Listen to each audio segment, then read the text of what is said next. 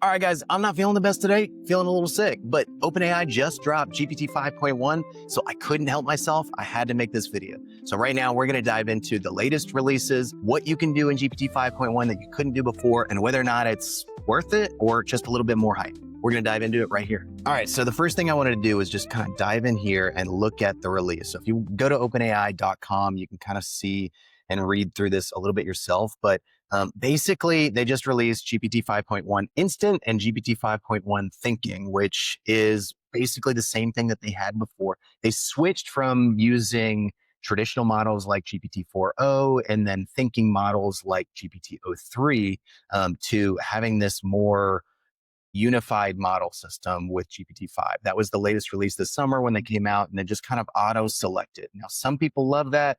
Some people hate it, right? But they're kind of sticking with that going into GPT 5.1, where you can either have it set in auto or you can switch between instant and thinking mode. So that way you can decide how much effort you want some reasoning to take place when you're using GPT 5.1.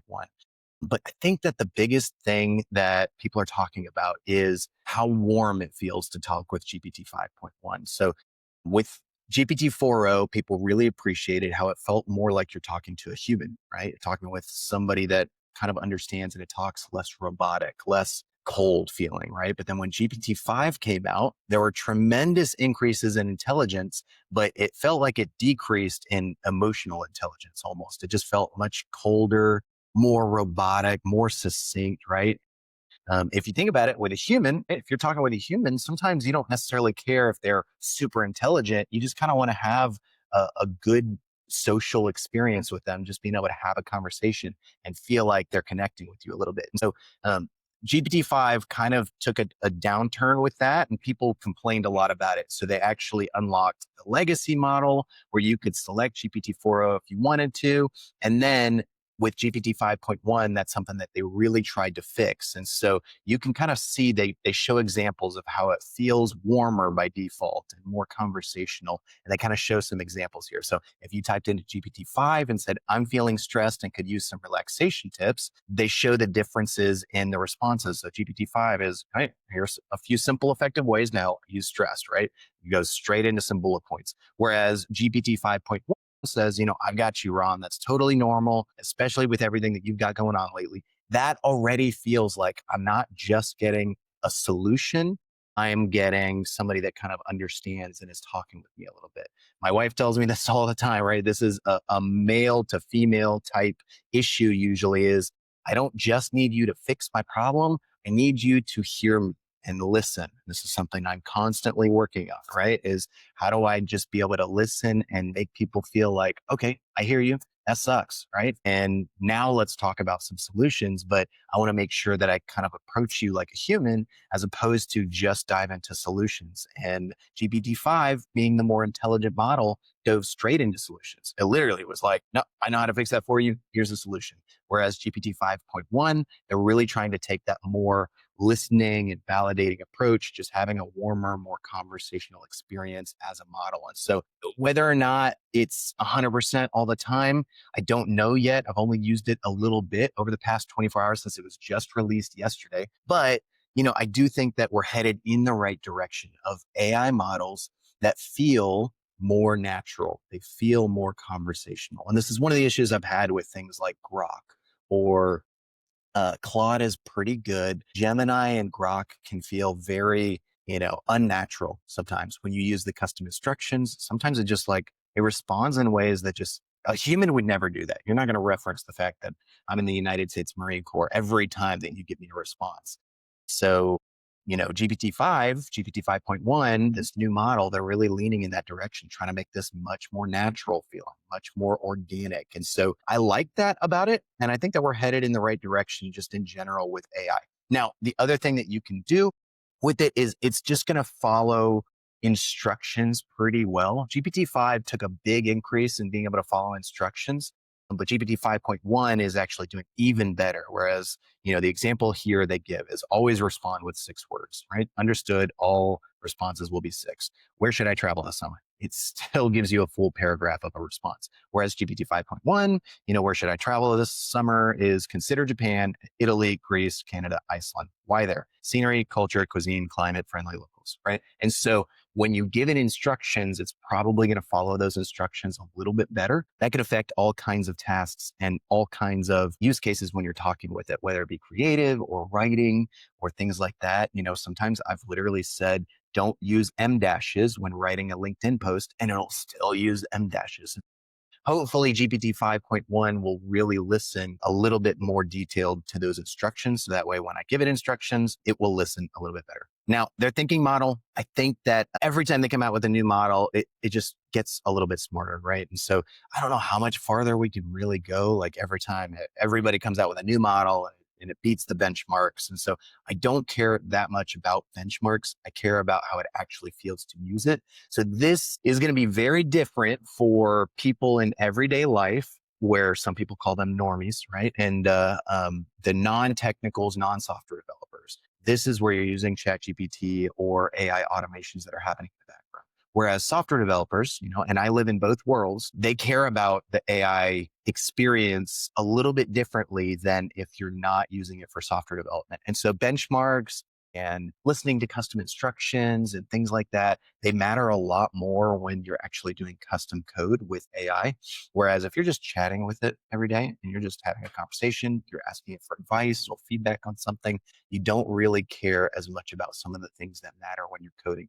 And every company, Claude and by Anthropic, OpenAI, XAI, all of these companies have to take into account both worlds. They have to make models that are really good for coding, and they have to make models that are really good for just everyday interaction. And so this is something that is constantly going to be something to consider as you are using all of these different models. But that's why a lot of people that don't use AI for code, keep that in mind, right? That's why sometimes something may feel like GPT-5 came out and it was one of the best models, but it didn't feel like that for a lot of people. That's because a lot of the people that said it was the best model was because they were using it for automations or integrations in the back end with code, or actually using it to write code. And those things are actually, it was very good at. The reasoning was very good. And so keep that in mind when you're using it. Now, when you come down and you look at some of these other things that it talks about. So GPT 5.1's thinking responses are also clearer with less jargon, fewer undefined terms.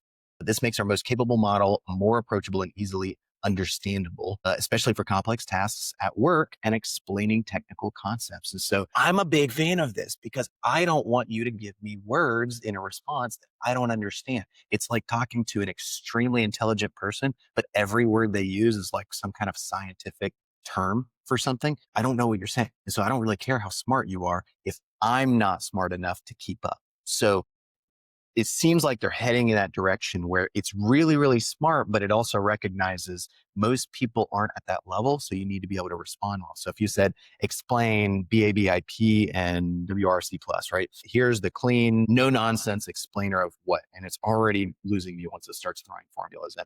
But GPT 5.1 says, nice nerd stat time, right? I'll do each one in plain English and then add a bit of context. I like this because it's much more relatable for me. I use this every day. I use OpenAI, ChatGPT every single day for understanding something that I don't understand constantly, whether it's medical or it's going to be with, technical things or just everyday business things like, understanding the best strategies for LinkedIn posts or the best strategies for growing your audience online. I want for it to communicate to me like I don't know what it's talking about. And so it sounds like GPT-5 is headed in that direction, which I'm super happy about. And so I want these new models to be coming out, getting smarter, but being able to relate with me because I might not be as smart as it. So the GPT 5.1's thinking model, the default tone is also warmer and more empathetic. So if you say something like, ugh, I spilled coffee all over myself before a meeting, do you think everyone thought I was an idiot, right? This is where GPT-5 might have responded like, okay, that's such a gut punch. I'm really sorry that happened. Whereas GPT 5.1 thinking might respond a little bit different. Hey, no, they didn't. You're rattled. So your brain is doing that thing where it catastrophizes a tiny mishap, right? And so this is where it kind of is a little bit more relatable, whereas GPT-5 would pretty much just agree with whatever. If you gave it certain context in your prompt, it would basically just kind of lean that direction already. Whereas when Claude 4.5 came out, everybody praised it for being one of the first models that would push back on your ideas. It sounds like GPT 5.1 might be doing that as well. More conversational, a little warmer of an approach, but also not just agreeing with what you're saying just because you said it. It might push back a little bit more. So I'm excited about that because I use it for a lot of brainstorming, creative thinking, things like that. So the last thing that I wanted to talk about with this is the personalization changes. I made another video about how to use ChatGPT at, a higher level, and customization, personalization was a big part of that. This is a pretty big deal because it simplifies your ability to decide how you want it to talk with you. So, you've got the default that's just going to kind of come in there with a balanced style and tone. But if you want it to respond more professional, friendlier, more candid, quirky, efficient, nerdy, or clinic or cynical, then you can do that. Maybe you want to switch it to cynical because you want to brainstorm some ideas out and you want it to actually push back on those ideas. Whereas maybe on the norm, you want to have it in friendly mode because maybe in friendly mode is a little bit warmer of an experience while you're having a conversation with it. So you can kind of toggle between these different personalization modes pretty easily. And so I like that. I think that that's going to be a positive thing. And then lastly, before we jump into it and test it out, I did want to kind of jump in here and see what other people are saying about it. Obviously, Sam Altman is always going to talk optimistically about it. Everybody out there, Elon Musk, Sam Altman, everybody that is in charge of these big projects, their posts are only ever this is the greatest thing that's ever come out, right? So, nice upgrade, particularly like the improvements in instruction following and adaptive thinking, the intelligence and style improvements are good too. So Sam Altman is, I take his posts with a grain of salt, but a lot of people are talking positively about it. The 5.1 instant, right? We've got better than 4.0 EQ, emotional intelligence. That's what I was talking about before. IQ goes up, but the EQ didn't go down. That's a good thing. We want that. First chat model to use COIT, still just as fast as GPT-5 Instant, likely the safest chatbot in the world. So I think that they're putting a lot more of these security factors in there. It's horrible in the past. Like there's been some terrible things that have happened where ChatGPT actually encouraged someone to commit suicide. And there's an open case actively right now where there are people trying to sue OpenAI for that. And so obviously this is a good thing to push OpenAI in the direction of safety, of making sure that we're not stifling innovation, but we're also not putting something out there that's going to encourage something obviously terrible. That would be devastating. And so this is a good thing. I'm hoping that GPT 5.1 is going to lean that direction of making sure that it's not giving negative advice, something that's just objectively, this is a bad. Now, a lot of people are very excited for it. GPT 5.1 is the biggest nothing update I've ever seen. This happens a lot where people are basically saying they just came out with an iPhone, iPhone 4S and the iPhone 4 look exactly the same, function exactly the same. That's basically what they're saying about GPT-5 versus GPT 5.1. Nothing changed, and so a lot of people are saying that. Now, that depends on your personal preferences. So some people did not care that GPT-5 was very direct and didn't respond with that warm feel. And so if you didn't care about that, you probably don't feel like it was a big change. Now, if you're using it for specific things where you need those custom instructions to be followed to the T, then you might care a little bit more about GPT 5.1. But this happens with every model. Some people are like, this is awesome. Some people are saying this is useless, right? It's just a big nothing update. And, it's a marketing thing, right? We're just releasing a new model so that we stay on top of everybody's mind. Whether or not that's the case with GPT 5.1, that's going to depend on you. Gemini 3 is not only going to obliterate GPT 5.1, it's going to blast it into space, whatever. I like Gemini for certain things, but whether or not that's going to happen, we'll see. They are dragging their feet on releasing it. Excited for GPT 5.1 rolling out starting today. It's the best combination of IQ and EQ we've ever shipped. Again, probably a biased response here. It sounds like they are a part of the OpenAI team, but that seems to be the big thing across the board is EQ versus IQ. So if you go into ChatGPT and you come here to the personalization first, this is what I was talking about. Base, style, and tone. This was not available before. And so now you can select this and you can select, friendly, professional, candid, quirky, efficient, nerdy, or cynical, right? And so critical and sarcastic. This is much simpler than what I used to have to do. Be friendly and relaxed. I prefer short and to the point responses, blah, blah, blah, blah, blah. Right now I can switch to friendly and it would be pretty straightforward. I might adjust how it responds to me. If I click cancel, it'll just be default. Now, how much this will conflict with each other, I'm curious to see, because I taught a lot of people to use these custom instructions to respond the way that you want it to respond. But now that you have these base styles and tones, you could have some conflicting system prompts. So I'm curious what it looks like under the hood when they're using these system prompts. And maybe if I say be friendly and relaxed, but I'm using cynical and it says, be a total dick, right? But maybe if I come in here and say be friendly and relaxed, but up here I click cynical and it's telling me to be, I'm telling it to be cynical and sarcastic.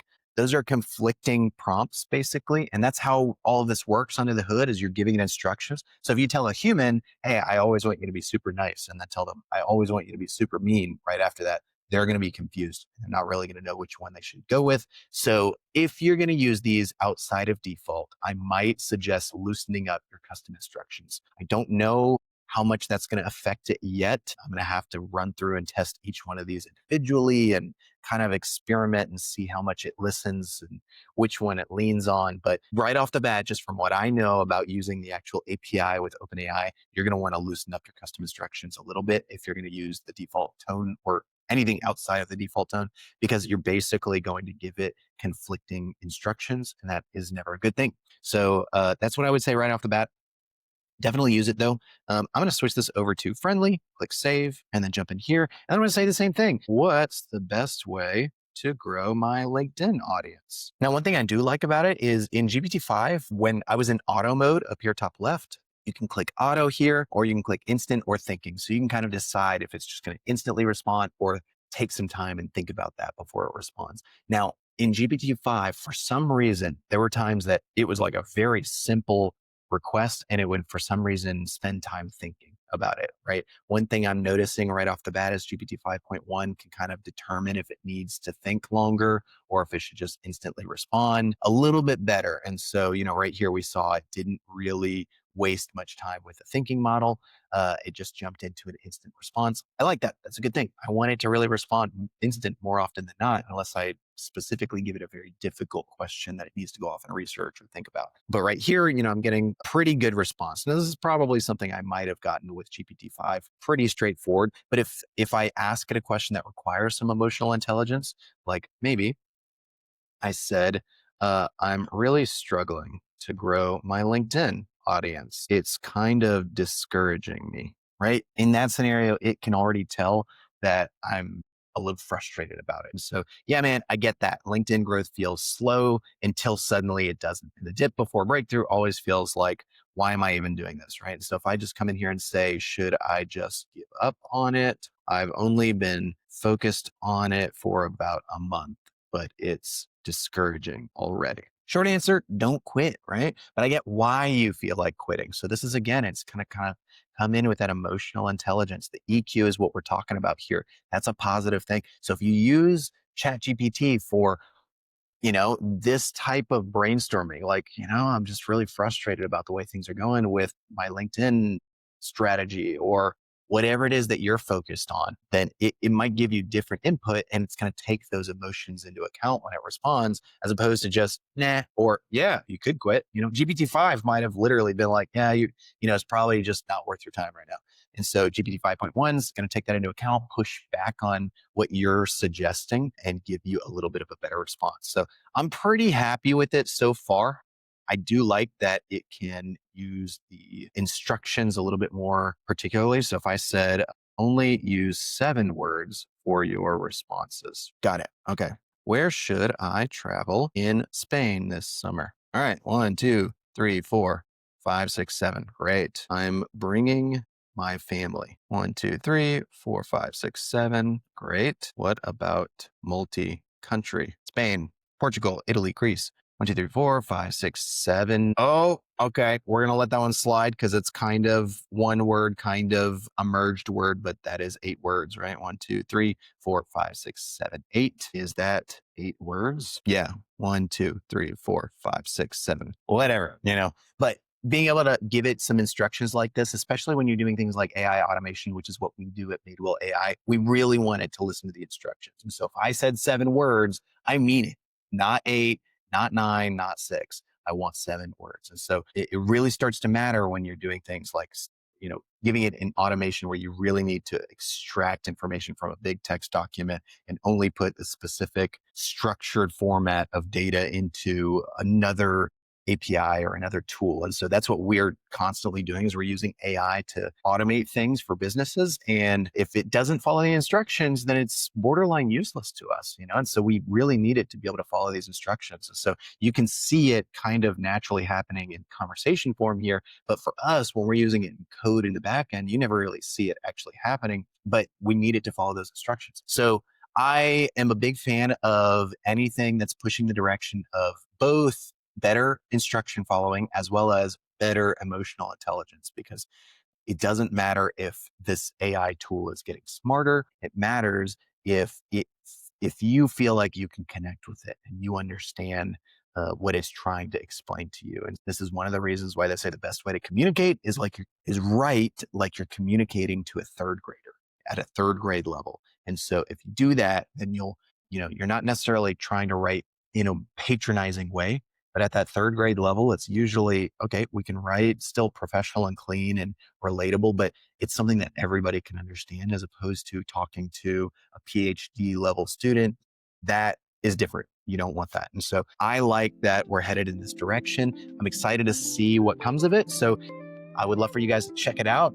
Make sure that when you come in here to GPT-5, that it says GPT 5.1 in ChatGPT, because sometimes they take a little bit to roll it out, but would love for you guys to check it out and just write in the comments, your thoughts, if you like it or if you hate it, or if you just think it's another marketing trend, because I'm always curious to see what people think about it. And obviously, if you want to work with Madewell, we would love to work with you. You can click the link in the description. If you need somebody to come in and help automate things for your business with AI, or just help guide you through this whole AI era, that's what we do.